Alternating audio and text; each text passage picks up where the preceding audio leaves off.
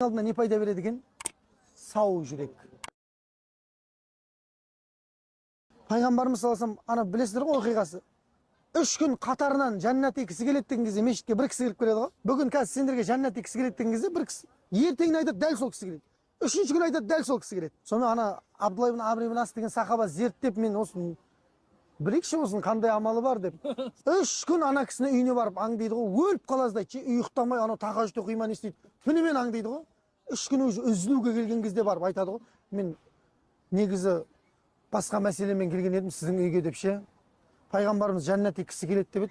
Siz kirip keldiniz go 3 ret deydi da. Birak men artık iştеңe көрө албайатым deydi. Men nafil oraza көрүп аткан жокмун deydi. Ne tahajjud artık iştеңe көрө албайатым deydi da. Sonda ana kisi küledi go. Ana жаңа sahaba küledi de aytады go. Men de kördүң go deydi da sen zerttүүгө болсаң дым жокмун deydi.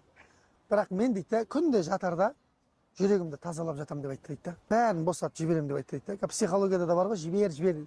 Ол бая пайғамбардың кезінен бар нәрсе ғой. Кеше шыққан құсап жібер ана өткен бір детский травмаң жібер бірдеңе қудыртады ғой адамдарды. Қаншама ақшасын алып алып. Сонда анау жатарда барлығын кешіріп жатам. Мені ренжіткендерді, мені ренжігендерді. Сөйтсе пайғамбарымыз ана кісінің несін айтып берген ғой? Жүрегін айтып берген ғой, жәннатқа кіреді деп ше. Мына жүрек адамды не жәннатқа апарады, не тозаққа апарады. Кішкентай нәрсе да, бірақ senin meselеңді шешетін осы екен. Көрдіңіз ба?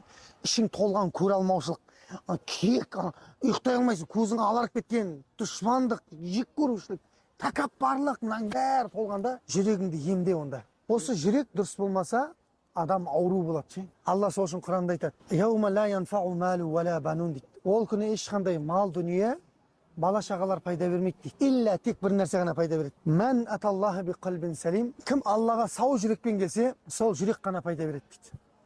Көрдіңіз ба? Алланың алдында не пайда береді екен? Сау жүрек. Пайғамбарымыз